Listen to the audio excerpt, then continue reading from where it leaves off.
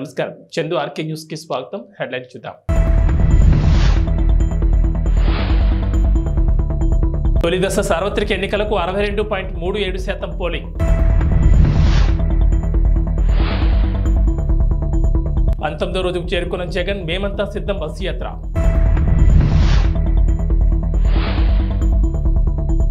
August 15లోగా ఖచ్చితంగా 2 లక్షల రుణమాఫీ. రేవంత్ ప్రచండ భానుడు నడినెత్తిన నిప్పులు జరుగుతున్నా వడగాల్పులు వీస్తున్నా దేశవ్యాప్తంగా 16.63 కోట్ల మంది ఓటర్లు తమ ఓటు హక్కును వినియోగించుకున్నారు. కొన్ని చోట్ల వర్షం కురుస్తున్నా కూడా ఓటర్లు ఓపికగా లైన్లో నిలబడి ప్రజాస్వామ్యంలో తమ పవిత్ర కర్తవ్యాన్ని నిర్వర్తించారు. శుక్రవారం రాత్రి 9 గంటల సమయం వరకు అందిన వివరాల ప్రకారం సార్వత్రిక ఎన్నికల సమరం తొలి దశలో భాగంగా 21 రాష్ట్రాలు కేంద్రపాలిత ప్రాంతాల్లోని 102 స్థానాలకు జరిగిన ఎన్నికల్లో 62.37% ఓటింగ్ నమోదైంది. కొన్ని చోట్ల నుంచి ఇంకా పూర్తిగా వివరాలు అందనందున పోలింగ్ శాతాలు ఇంకా పెరిగే అవకాశం ఉందని ఈసీ ఒక ప్రకటనలో వెల్లడించింది.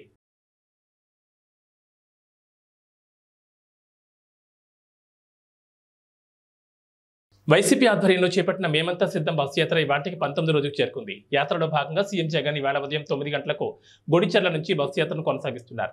నక్కలపల్లి, పులపర్తి, యలమంచిలి బైపాస్ మీదుగా అచ్యుతాపురం చేరుకుంటారు. అక్కడ భోజనం చేసి నర్సింగపల్లి మీదుగా సాయంత్రం చింతపాలెంలో ఏర్పాటు చేసిన బహిరంగ సభలో పాల్గొంటారు. అనంతరం బయ్యవరం, కత్తింకోట, అనకాపల్లి బైపాస్, అస్కపల్లి మీదుగా చెన్నైపాలెం చేరుకుని రాత్రికి అక్కడ బస చేస్తారు. 10 ఏళ్ల వరకు తెలంగాణలో కాంగ్రెస్ ప్రభుత్వం ఉంటుందని సీఎం రేవంత్ రెడ్డి స్పష్టం చేశారు. కాంగ్రెస్ కార్యకర్తల అండతో కుర్చీపై కూర్చున్నామని తమను ఎవరూ కదపలేరని మహబూబాబాద్ జనజాతర సభలో చెప్పుకొచ్చారు. ఆగస్టు 15 లోపు రైతులకు 2 లక్షల రుణమాఫీ చేసి చూపిస్తామన్నారు ముఖ్యమంత్రి రేవంత్ రెడ్డి. భద్రాద్రి రాముడు సాక్షిగా మాట ఇస్తున్నట్టు చెప్పారు. ఎన్నికల కోడ్ వచ్చి రుణమాఫీ చేయలేకపోయామని అన్నారు. రైతులకు వడ్లకు క్వింటాలకు 500 బోనస్ ఖచ్చితంగా అందిస్తామన్నారు. ఎన్నికల్లో వచ్చిన వాగ్దానాలన్నీ ఖచ్చితంగా కాంగ్రెస్ ప్రభుత్వం అమలు చేస్తుందని చెప్పారు. కేసీఆర్ గానీ 10 ఏళ్ళు గద్దె మీద ఉన్న మోడీని ఎందుకు గద్దె దించమంటలేడు? మిత్రులారా, మీరు ఆలోచన చేయండి. 100 రోజుల్లో నేను ఇన్ని పనులు చేసిన, ఇంకా చేయాల్సినవి ఉన్నాయి. ఇవాళ ఎన్నికల కోడ్ వచ్చింది కాబట్టి ఇవాళ రైతు రుణమాఫీ నేను చేయలేకపోయినా. అందుకే ఈ నారాయణపేట గడ్డ మీద నుంచి తెలంగాణ రైతాంగానికి 69 లక్షల రైతులకు నేను మాట ఇస్తున్నా. ఆగస్టు 15 తారీఖు లోపల 2 లక్షల రూపాయల రైతు రుణమాఫీ చేసి తీరుతా. ఎట్లయితే నారాయణపేట కొడంగల్ ఎత్తిపోతల పథకం పూర్తి చేసినో, ఎట్లయితే ఆర్టీసీ ఉచిత ప్రయాణం ఇచ్చినో, ఎట్లయితే 500 రూపాయలకు సిలిండర్ ఇచ్చినో, అట్లనే 15 ఆగస్టు లోపల 2 లక్షల రూపాయల రైతు రుణమాఫీ చేస్తా. ఏకకాలంలో మొత్తంలో మీకు రుణమాఫీ చేసే బాధ్యత నాది. మీ బిడ్డను నేను. చేనేత కార్మికులకు చెల్లించాల్సిన బకాయిలు 50 కోట్లను రాష్ట్ర ప్రభుత్వం విడుదల చేసింది. గత ఏడాది బతుకమ్మ చీరలకు సంబంధించి అప్పటి బీఆర్ఎస్ ప్రభుత్వం దాదాపు 351 కోట్ల బిల్లులు చెల్లించలేదు. దీంతో వేలాది మంది కార్మిక కుటుంబాలు ఆందోళన దిగాయి. మంత్రి పొన్నం కార్మికులతో చర్చించి బకాయిల విషయాన్ని ప్రభుత్వం దృష్టికి తీసుకెళ్లారు. దీంతో ప్రభుత్వం ఆర్థిక వెసులుబాటును దృష్టిలో పెట్టుకుని 50 కోట్లు రిలీజ్ చేసింది. దీంతో వేలాది మంది కార్మికులకు ఊరట కలగనుంది. అదేవిధంగా రాష్ట్ర ప్రభుత్వం గడిచిన 3 నెలల్లో సమగ్ర శిక్ష అభియాన్ యూనిఫామ్ల తయారీకి సుమారు 47 కోట్లు అడ్వాన్స్గా చెల్లించింది. నూలు కొనుగోలు, సైజింగ్కు 14 కోట్లు విడుదల చేసింది. గత ఏడాది వేసవిలో మొత్తం 6,369 అదనపు ట్రిప్పులు నడిపామని, ఈసారి ఆ సంఖ్యను 9,111కు పెంచామని రైల్వే శాఖ తెలిపింది. అత్యధికంగా పశ్చిమ రైల్వే నుంచి 1,878 ట్రిప్పులు ఉండగా వాయువ్య రైల్వే నుంచి 1,623, దక్షిణ మధ్య రైల్వే నుంచి 1,012, తూర్పు మధ్య రైల్వే నుంచి 1,003 తర్వాతి స్థానాల్లో ఉన్నాయి. మీడియా కథనాలు, సోషల్ మీడియా ప్లాట్ఫామ్లు, railway integrated help line number 139, passenger reservation system వంటి వేదికల నుంచి సేకరించిన సమాచారం ఆధారంగా డిమాండ్ను అంచనా వేసినట్లు రైల్వే శాఖ వెల్లడించింది. డిమాండ్కు అనుగుణంగా మరిన్ని రైళ్లు ట్రిప్పులను పెంచుతామని వెల్లడించింది. ప్రయాణికుల భద్రత, త్రాగునీటి లభ్యత, రద్దీ నియంత్రణ చర్యలు తీసుకోవాలని ఉన్నతాధికారులను రైల్వే శాఖ ఆదేశించింది.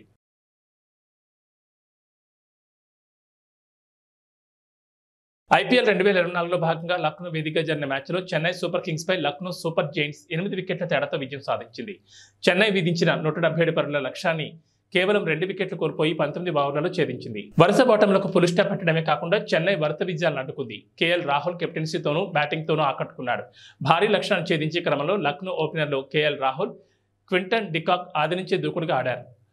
లీడింగ్ రన్స్ చేయడమే కాకుండా కీపింగ్తోనూ ఆకట్టుకున్న KL Rahul player of the మ్యాచ్గా నిలిచాడు.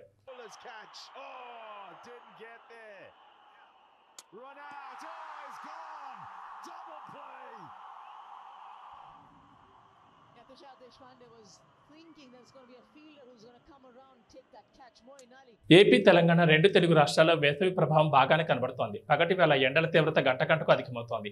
సాధారణం కన్నా ఉష్ణోగ్రతలు 2 నుంచి 3 డిగ్రీలు అధికంగా ఉన్నాయి. వాతావరణంలో మార్పు కూడా స్పష్టంగా కనబడుతోంది. మధ్యాహ్నం వేళ భోజనం చేసిన తర్వాత ఎండకు జడిసి బయటకు వెళ్లడం కూడా మానుకుంటున్నారు జనాలు. 2 రోజుల నుంచి ఎండల తీవ్రత గట్టిగా ఉంటుంది. శరీరం డిహైడ్రేట్ కాకుండా చూసుకోవాలని వైద్యులు సూచిస్తున్నారు. తెలంగాణలో పగటి ఉష్ణోగ్రత గరిష్టంగా 33 డిగ్రీలు నమోదవుతుంటే రాత్రి సమయంలో 20 డిగ్రీలుగా నమోదవుతోంది. మరోవైపు గాలులు కూడా వీస్తున్నాయి. తెలంగాణ ప్రాంతంలో వేడి కూడా ఎక్కువగా అవుతోంది. గులకరాయి దాడి ఘటనలో మలుపులు తిరుగుతున్న దర్యాప్తు ఇప్పుడు విజయవాడ సెంట్రల్ నియోజకవర్గ టీడీపీ అభ్యర్థి బొండా ఉమామహేశ్వరరావు వైపు వెళ్తోందా? కేసులో ఆయనను నిందితుడిగా చేర్చే ప్రయత్నాలు జరుగుతున్నాయా అంటే ప్రస్తుతం జరుగుతున్న పరిణామాలు అందుకు అవుననే సమాధానమిస్తున్నాయి. విజయవాడ మొగల్రాజ్పురంలోని బొండా ఉమా ఇంటి వద్ద అజిత్ సింగ్ నగర్లో పార్టీ కార్యాలయం వద్ద శుక్రవారం రాత్రి హైడ్రామా నడిచింది. ఉన్నట్టుండి ఒక్కసారిగా పోలీసులు పార్టీ కార్యాలయం వద్దకు చేరుకోవడంతో అక్కడ ఉద్రిక్త పరిస్థితులు ఏర్పడ్డాయి. పోలీసులు వచ్చిన సమాచారం తెలుసుకున్న పార్టీ కార్యకర్తలు భారీ సంఖ్యలో కార్యాలయం వద్దకు చేరుకున్నారు.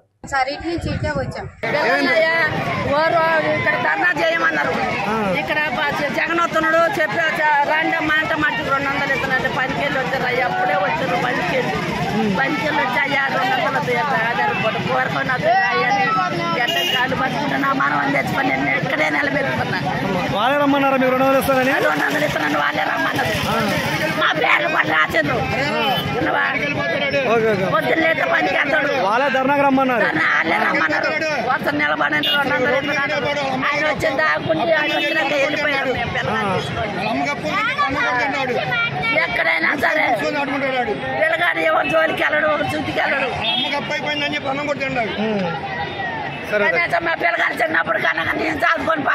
జలగన్న జగన్ కు ఇదివరకు ఇచ్చిన ఒక్క ఛాన్సే చివరి ఛాన్స్ కావాలని టీడీపీ అధినేత చంద్రబాబు అన్నారు. తోపిడీ విధ్వంసమే సీఎం జగన్ నైజమని మండిపడ్డారు.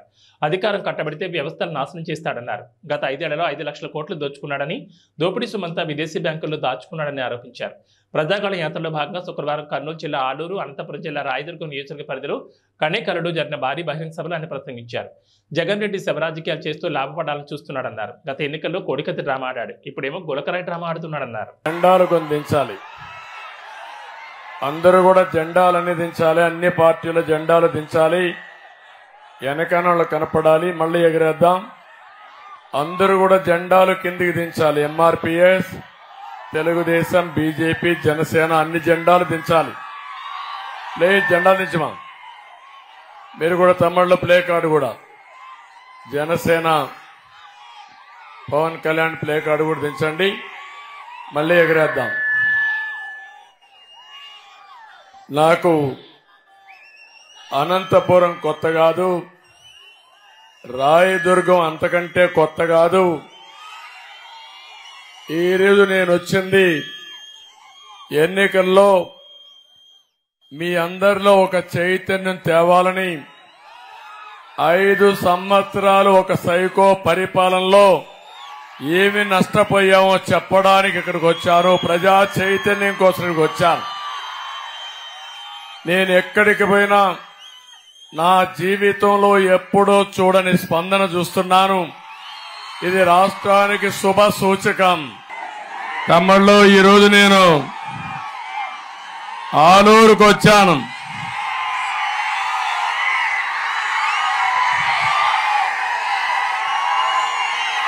ఆలూరులో మీ ఉత్సాహం చూస్తా ఉంటే ఎన్నోసార్లు ఆలూరుకు వచ్చాను, కానీ ఇంత ఉత్సాహం నా జీవితంలో ఎప్పుడూ చూడలేదు. చాలా అభిమానంగా ఉన్నారు, ఉత్సాహంగా ఉన్నారు. ఈరోజు నేను ఒకటే మీ అందరినీ కోరడానికి వచ్చాను. ఏపీ చరిత్ర అదొకసారి తీసి పైకి పంపి పైకి ఇచ్చేయి, ఇటు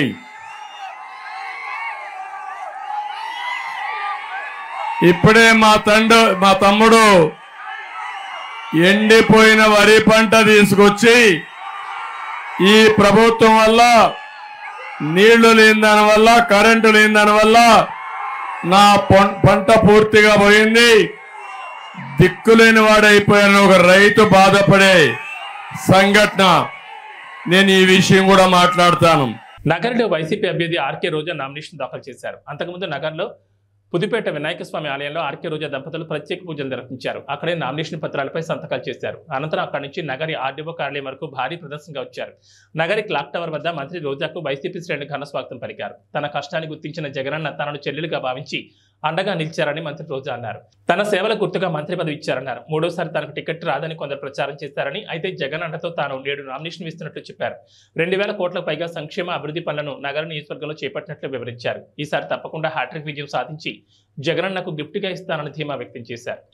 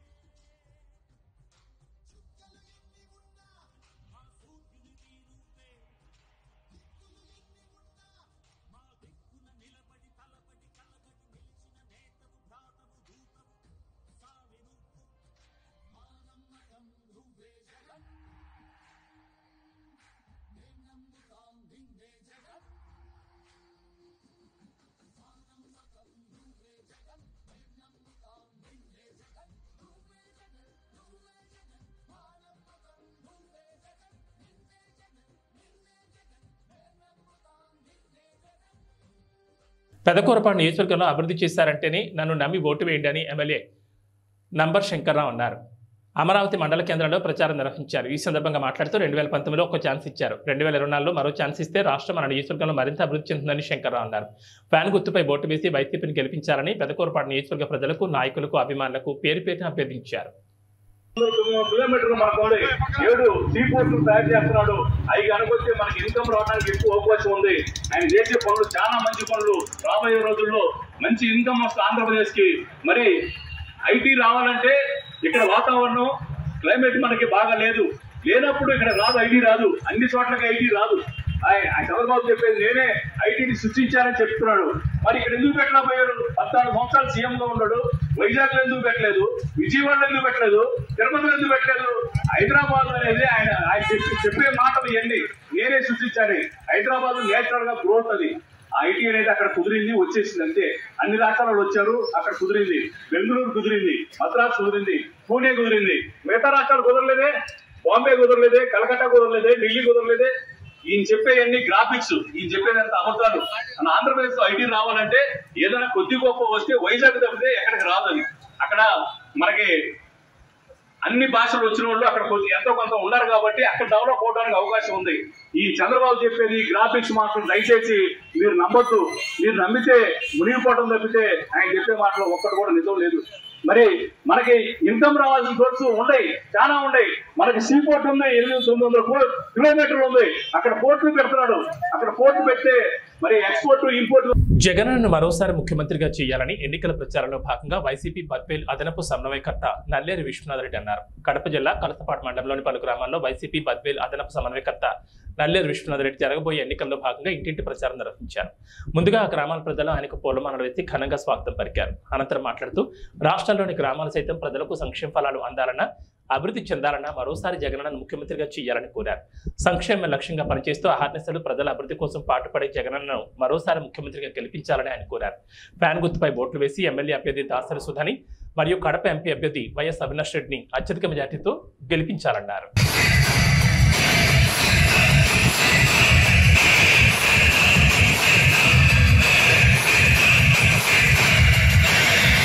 పంచాయతీ ఉన్నటువంటి ముదిరెడ్డిపల్లె, లింగారెడ్డిపల్లె గ్రామస్తులకు,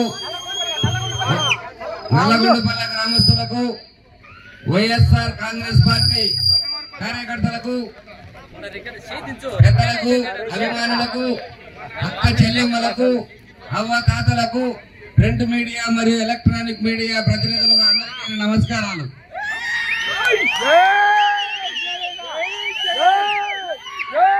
ప్రచారంలో భాగంగా నాకు ముదిరెడ్డిపల్లె రావడం చాలా సంతోషకరమైన విషయం.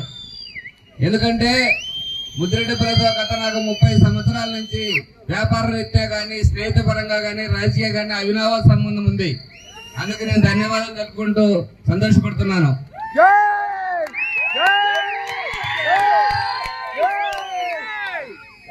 మన ప్రియతమ ముఖ్యమంత్రి బడుగు బర్గవాల ఆశా జ్యోతి పేదల పాలిట పెన్నిధి మన నాయకుడు ముఖ్యమంత్రి జగన్మోహన్ రెడ్డి గారు ఏదైతే 2019లో మాటిచ్చాడు, మేనిఫెస్టోలో మాటిచ్చాడు, చెప్పిన పథకాలన్నీ మాట చెప్పకుండా మడమ తిప్పకుండా దాదాపు డైరెక్ట్ గా డిబిటీ ద్వారా 2,70,000 కోట్లు, బ్యాంక్ అకౌంట్ ద్వారా 1,50,000 కోట్లు డైరెక్ట్ గా ట్రాన్స్ఫర్ చేయడం జరిగింది.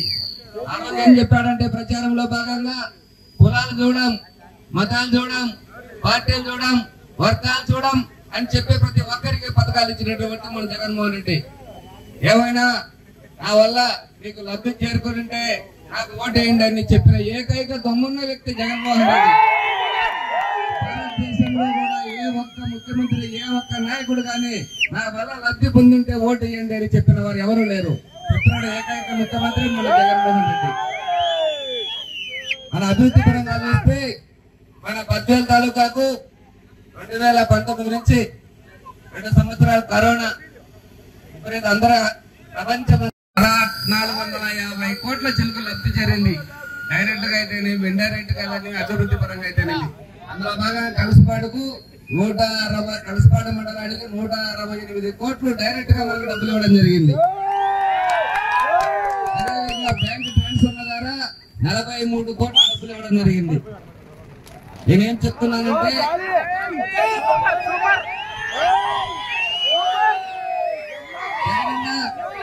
ఎలక్షన్ లో నవరత్నాలలో భాగంగా విద్యా వైద్యానికి ఎక్కువ పీట వేశాడు. ఎందుకు వేశాడంటే విద్యా వైద్యం ఎక్కడ ఉంటే అక్కడ అభివృద్ధి బాగుంటుంది, ఆ ఇల్లు బాగుంటుంది, జిల్లా బాగుంటుంది, రాష్ట్రం బాగుంటుందని చెప్పి విద్యా వైద్యానికి వేశాడు. విద్యా వ్యవస్థలో భాగంగా మన జగనన్న ప్రతి ప్రభుత్వ పాఠశాలను కూడా ప్రైవేటు పాఠశాలలుగా తీర్చిదిద్దడం జరిగింది. ఎంతో మందికి అద్భుతంగా శానిటైజేషన్ విషయంలో కానీ, బుక్కుల విషయంలో కానీ, డ్రెస్సుల విషయంలో కానీ, మధ్యాహ్నం భోజన విషయంలో కానీ, పిల్లలు చదువుకునే విషయంలో హాస్టల్ వసతి అన్ని విధాలా తీర్చడం జరిగింది.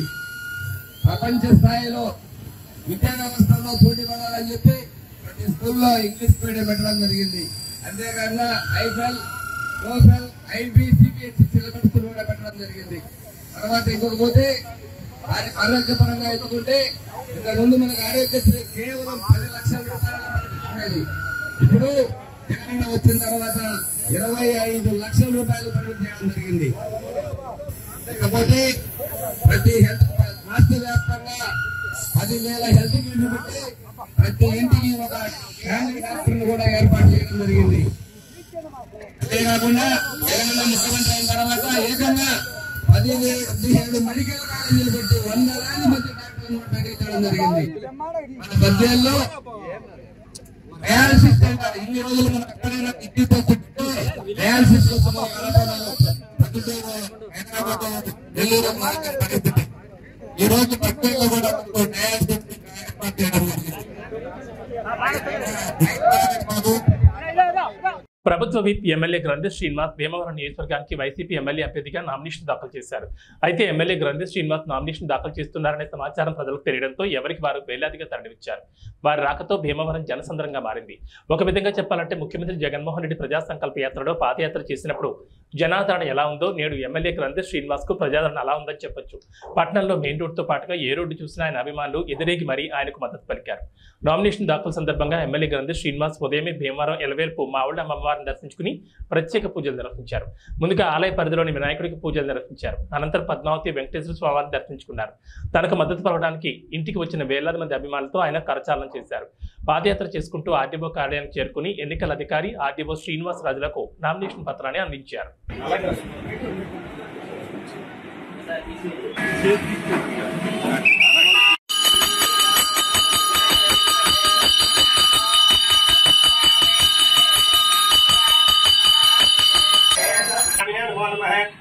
ఆనందగా స్వామి ప్రసాద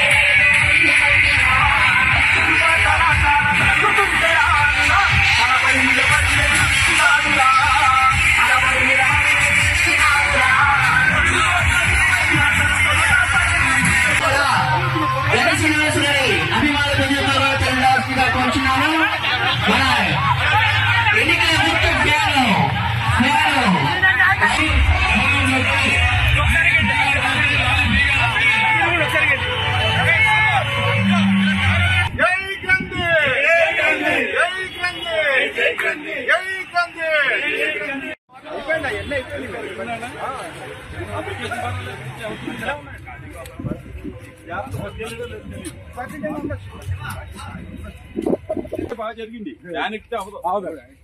ఫ్యాన్ ఎక్కితే అడ్డం పెట్టేది అరకే కరెక్ట్. భూమి మీద తీసుకోవాలి.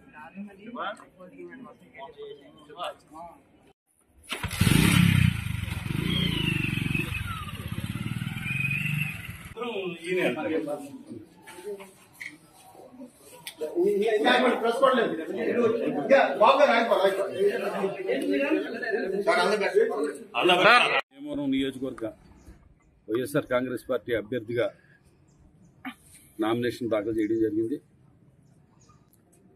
2019 నుంచి 24 దాకా నా సాయశక్తుల భీమవరం నియోజకవర్గ అభివృద్ధి కోసం ఇక్కడ ప్రజలకి ఏ సమస్య వచ్చినా కూడా వారికి అందుబాటులో ఉండి వారి ప్రతినిధిగా వారి సమస్యలకి బాధ్యతను వహిస్తూ వాటిని పరిష్కరించడానికి నా సాయి శక్తుల నేను ప్రయత్నం చేయడం జరిగింది. ముఖ్యంగా జగన్మోహన్ రెడ్డి గారి పరిపాలన ఒక రెవల్యూషనరీ పరిపాలన అందించడం జరిగింది. గత ప్రభుత్వాలన్నీ కూడా నిర్లక్ష్యం చేస్తే ఆర్థిక అసమానతలు తొలగించే విధంగా ఎస్సీ, ఎస్టీ, బీసీ అగ్రవర్ణాల్లో కూడా పేదలందరికీ కూడా మేలు చేసే విధంగా నవరత్నాల ద్వారా ఆయన పరిపాలన అందించడమే కాకుండా పరిపాలన వికేంద్రీకరణలో భాగంగా సచివాలయ వ్యవస్థను ఏర్పాటు చేయడం, అలాగే పేదలకి సేవ చేసే దాంట్లో భాగంగా వాలంటీర్ వ్యవస్థను ఏర్పాటు చేయడం, ఇవన్నీ చేసి చెప్పినవన్నీ కూడా చేసి మళ్ళీ రేపు ఎన్నికలకి మేము ప్రజల దగ్గరికి ఓటు అడుగుతానికి వెళ్తున్నాం. నిజంగా ఓటు అడుగు హక్కు ఎవరికన్నా ఉన్నదంటే కనుక జగన్మోహన్ రెడ్డి గారికి, వైఎస్ఆర్ కాంగ్రెస్ పార్టీ అభ్యర్థులకి, వైఎస్ఆర్ కాంగ్రెస్ పార్టీ నాయకులకి, వైఎస్ఆర్ కాంగ్రెస్ పార్టీ కార్యకర్తలకే ఓటు అడిగే హక్కు ఉంది. ఎందుకంటే మనం గతంలో చూసాం, చాలా సీనియర్ అని 40 సంవత్సరాల ఇండస్ట్రీ అని 14 సంవత్సరాల ముఖ్యమంత్రి అన్న వ్యక్తి ఏ ఒక్క వాగ్దానాన్ని కూడా అమలు చేయకుండా సుమారు 650 వాగ్దానాలు అనే దానికన్నా అబద్ధాలు అనవచ్చు. ప్రజల దగ్గర అబద్ధాలు ఆడి ఓట్లు వేయించుకుని 2014 ఎన్నికలు అయిన తర్వాత ప్రజలకి వెన్నుపోటు పొడిచిన వ్యక్తి. వెన్నుపోటు అనేది పేటెంట్గా పెట్టుకున్న వ్యక్తి చంద్రబాబు నాయుడు గారు. ఇవాళ జగన్మోహన్ రెడ్డి గారి పక్షాన ప్రజలందరూ కూడా ఉన్నారు కాబట్టి అన్ని పార్టీలకి సంబంధించి ప్రతి పార్టీకి ఎంతో కొంత ఓటు పర్సంటేజ్ ఉంటుంది. కానీ వాళ్ళ ప్రజల పూర్తి సంపూర్ణమైన మద్దతును ఎవరు కూడా పొందలేకపోయారు. అటు కమ్యూనిస్ట్ పార్టీలు కానీ, అటు భారతీయ జనతా పార్టీ కానీ, లేకపోతే జనసేన పార్టీ కానీ, తెలుగుదేశం పార్టీ కానీ, కాంగ్రెస్ పార్టీ కానీ, ఏ పార్టీ కూడా మెజార్టీ పీపుల్ మద్దతుని కూడగట్టలేకపోయారు. వాళ్ళెవరు కూడా సింగిల్గా పోటీ చేసి మరి ప్రభుత్వాన్ని స్థాపించలేదు. నిజంగా ప్రజాస్వామ్యంలో ఉన్న వెసులుబాటుని ఆసరాగా చేసుకుని అందరం కలిపి ఒకళ్ళ మీద యుద్ధం చేస్తామంటే అది నిజంగా ఒకడి మీదకి 10 మంది కలిపి యుద్ధానికి వెళ్తుంటే మన సమాజంలో ఎవరైనా న్యాయమని అంటారా? ఇందులో ప్రజలకు మంచి చేసిన పార్టీ మీద ఇంతమంది కలిసి దాడి చేసి ఏదో రకంగా ప్రజల మనిషిని, ప్రజల ప్రభుత్వాన్ని ఓడించాలని కోరుకుంటున్నారంటే కనుక అది ప్రజల మీద దాడిగానే భావిస్తాం. ఇవాళ రాష్ట్ర ప్రజలందరూ కూడా అలా భావించి జగన్మోహన్ రెడ్డి గారి వెంట నడిచి మళ్ళీ మన ప్రభుత్వం, వైఎస్ఆర్ ప్రభుత్వం, జగన్మోహన్ రెడ్డి గారిని మన ముఖ్యమంత్రిగా చేసుకోవడానికి సిద్ధంగా ఉన్నారని చెప్పి తెలియజేసుకుంటాం. ఇళ్ల పట్టాలు ఇవ్వకుండా నల్లమేలు రామకృష్ణారెడ్డి కోర్టులో కేసు వేసి అడ్డుకున్నారని, ఇది నిజమని నిరూపిస్తే ఈ క్షణం పోటీ నుండి తప్పుకోవడానికి నేను రెడీ అని, నిరూపించకపోతే పోటీ నుండి తప్పుకోవడానికి మీరు రెడీనా అని నల్లమేలు ప్రశ్నించారు. ఈ విషయంపై నల్లమేలు నుండి ఇప్పటికే లీగల్ నోటీస్ ఎమ్మెల్యే అందుకున్నారు. అదే పట్టాల గురించి తప్పుడు ప్రచారం చేస్తున్నారు. నేను కోర్టులో వేసాను. నేను ఇప్పుడు మీ ఎదురుగా ఛాలెంజ్ చేస్తున్నాను. మీరు అడగండి ఆయన. నేను కోర్టులో వేసినట్టు ఆయన నిరూపించగలిగితే నేను ఇవాళ పోటీని తప్పుకుంటాను. నిరూపించలేకపోతే ఆయన తప్పుకుంటాడేమో అడగండి. మేము వచ్చిన తర్వాత మీకు పట్టాలు ఇచ్చే బాధ్యత నాది.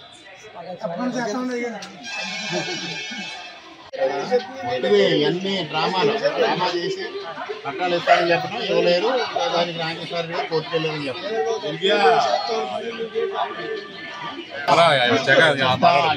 ఇవన్నీ అబద్ధాలు చెప్తారు. చేతగానే తను ఏంటంటే మీ వేసిన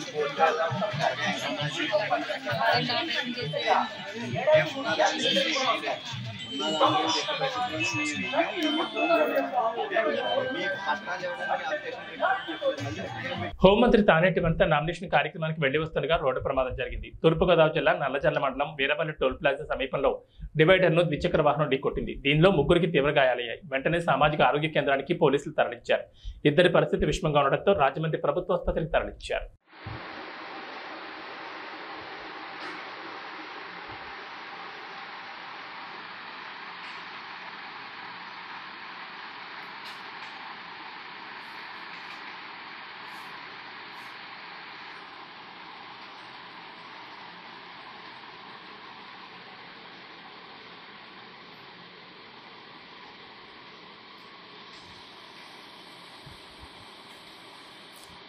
పిఠాపురంలో ఉన్న మన నిజమైన లోకల్ హీరో మన వంగా గీత మీకు మంచి చేస్తుందని ముఖ్యమంత్రి జగన్ అన్నారు.